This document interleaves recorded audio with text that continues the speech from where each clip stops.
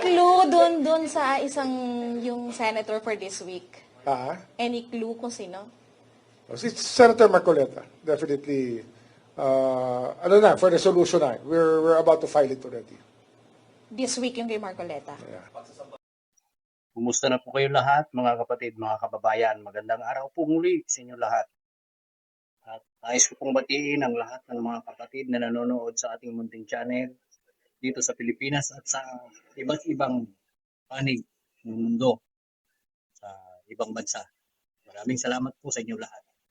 Patuloy na tayo sa ating video. Gagawin natin muli ng reaksyon yung binanggit ni Ombudsman Boying Rimulya na magpapail na sila ng kaso kay Senador Dante Marcoleta, kay Joel Villanueva at iba pang mga kontraktor. Ito po, panoorin po natin, pakinggan kung ano ang kanyang pahayag patungkol dyan. Say ipa-file na?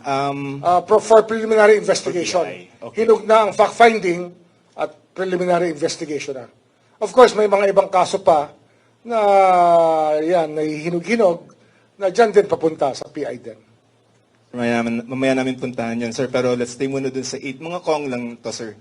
8 or more than 8 yan. Puro congressman yan. Can you just, maybe if you cannot give the names, paano po yung involvement nila, as in medyo broad strokes of their involvement? Yung isa rito kasi, yung contractor, yung sinasabi natin na conflict of interest. Kung ikaw, congressman ka. Kung ikaw, contractor ka. Magkahiwalay na trabaho yan. Yung tungkol sa mga congressman, sabi niya, kung congressman ka lang. Kung contractor ka, huwag mong ihahalo sa yung pagiging congressman. Conflict of interest yan. Ika. Pinaliwanag din niya . Tuloy natin. Pag pinag-isa mo yung trabahong yan, kasalanan yan sa taong bayan. Very simple yan. Conflict of interest yan.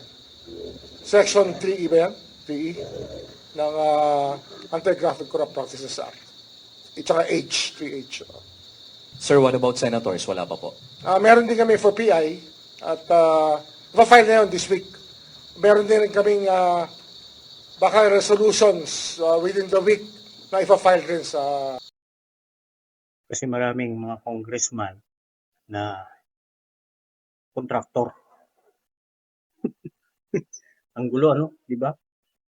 Kung congressman ka lang. Hindi pwedeng haluan mo ng ibang trabaho. Ganun yun.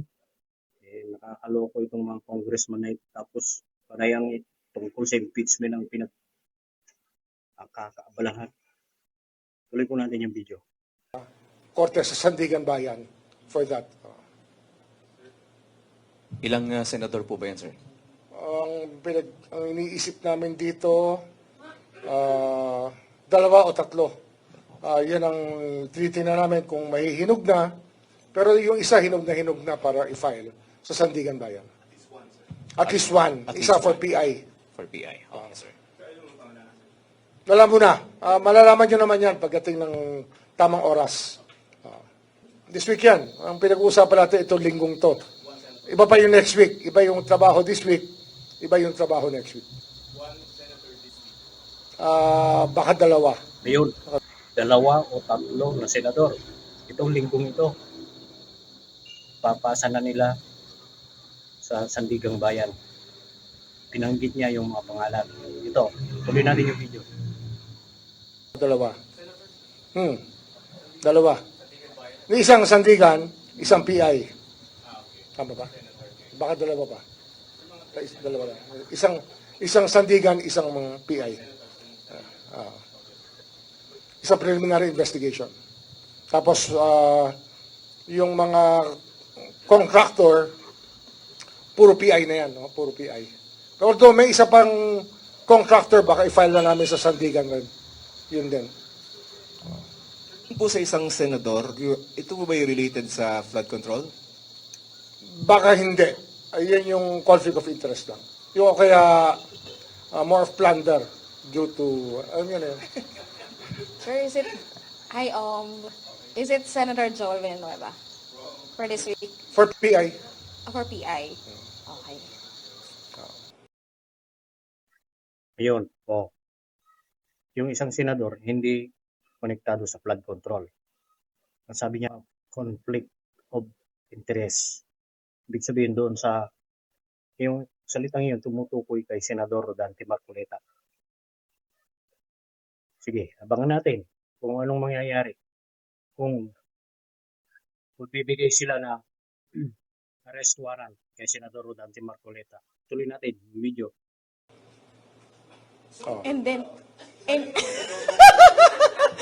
and then any clue doon sa isang yung senator for this week? Any clue kung sino? Si Senator Marcoleta, definitely, for resolution na. We're about to file it already. This week yung kay Marcoleta. Yeah.